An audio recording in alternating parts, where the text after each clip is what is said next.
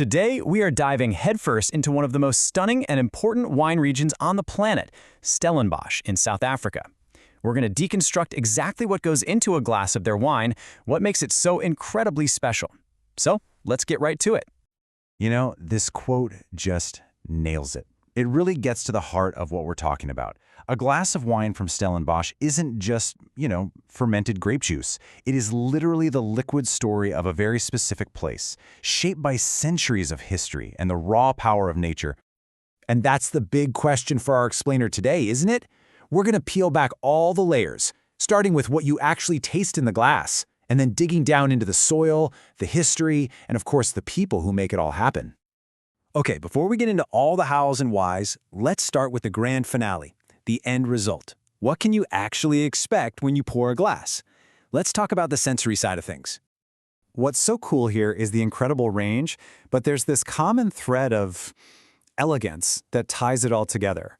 You get these powerful, structured red wines, and then these whites that are just bursting with freshness and this unmistakable minerality. But whether it's a light rosé or a big red, they all seem to have this classy, long-lasting finish that just screams quality. Right, so how do they get that signature style? Well, that brings us to our first major piece of the puzzle, the land and the grapes. I mean, these are the absolute fundamental building blocks for everything we're tasting. To get any great wine region, you have got to understand this concept, terroir. It's a French word you hear all the time, and it basically means a sense of place. It's the idea that everything in the environment, the soil, the weather, even the way the hill slopes, leaves its unique fingerprint on the wine. And let me tell you, Stellenbosch is an absolute masterclass in terroir. And here is the magic formula. You have not one, but two massive oceans, the Atlantic and the Indian, acting like a giant natural air conditioner. Their cool breezes mean the grapes ripen slowly, developing all these amazing complex flavors. Then you've got these incredible mountains, creating tons of different slopes and valleys, each one its own little microclimate.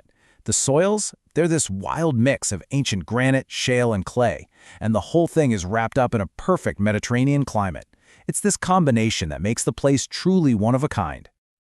So, you've got this amazing land, but what's actually growing there? Well, Stellenbosch makes incredible wine from international superstars like Cabernet Sauvignon and Shiraz. But it also has its own local heroes. Chenin Blanc, for instance. It's originally from France, but it's been in South Africa for so long, it's practically a native. It can do anything. And then there's Pinotage. Pinotage. This one is uniquely South African. It was actually invented there in 1925, a cross between the elegant Pinot Noir and the hardy Cinsault. And the result is a grape with this totally unique personality. You get these red fruit flavors, but also these wild notes of coffee and spice. It's the country's signature grape for sure, and it really sings in Stellenbosch.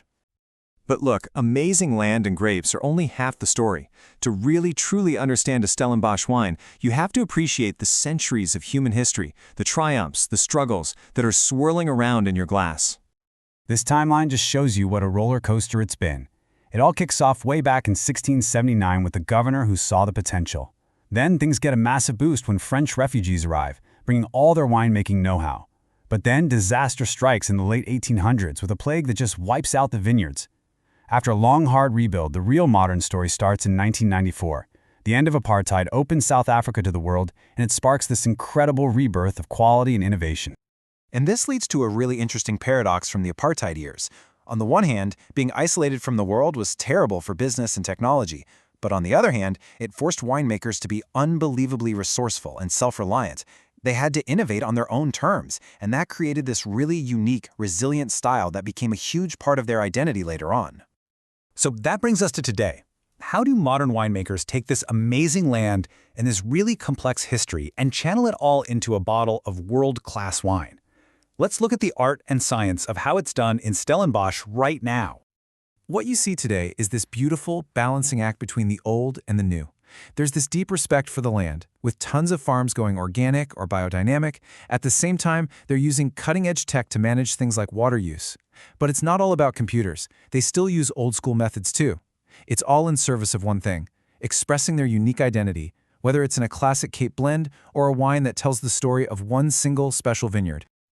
Now, to help define that identity and guarantee a wine is what it says it is, South Africa has this cool classification system. The smallest, most specific area is called a ward. The best way to think about it is like a neighborhood. Just like different neighborhoods in a city have their own unique vibe, these wards have their own distinct terroir that produces a very specific style of wine. And this is where you can really see just how diverse Stellenbosch is. These aren't just random lines on a map. They represent real, tangible differences in the wine. You can have the warmer slopes of Simonsberg, perfect for big, bold Cabernet, and then drive just a few minutes away to the cooler Junkershoek Valley, which is ideal for zesty Sauvignon Blanc. It just proves that in Stellenbosch, a couple of kilometers can make a world of difference. Okay, so we've covered the land, the grapes, the history, and the craft. But what about the future? Because like any great wine region, Stellenbosch is not standing still. It's facing a whole new set of challenges and opportunities head-on. Look, the region is grappling with some of the biggest issues facing the entire world. Climate change and water shortages are a huge deal, but the response has been to innovate, doubling down on sustainable farming. To stand out in a super-crowded global market, they're focusing on what makes them unique, their terroir and an amazing tourism experience. And crucially, there's a real, growing commitment to tackling the legacies of inequality through social responsibility and community development. So what's the bottom line? When you pull it all together, it means that when you taste a wine from Stellenbosch, you're not just tasting a grape.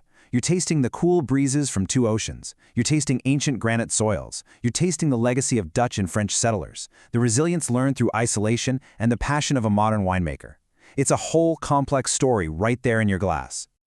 And that leaves us with a final thought, something for you to ponder. The story of Stellenbosch isn't finished. It's still being written. As our climate and our world continue to change, the wine will change too. The big question is, how will that taste of history evolve with it? Definitely something to think about next time you open a bottle from this incredible region. Thanks so much for joining this explainer.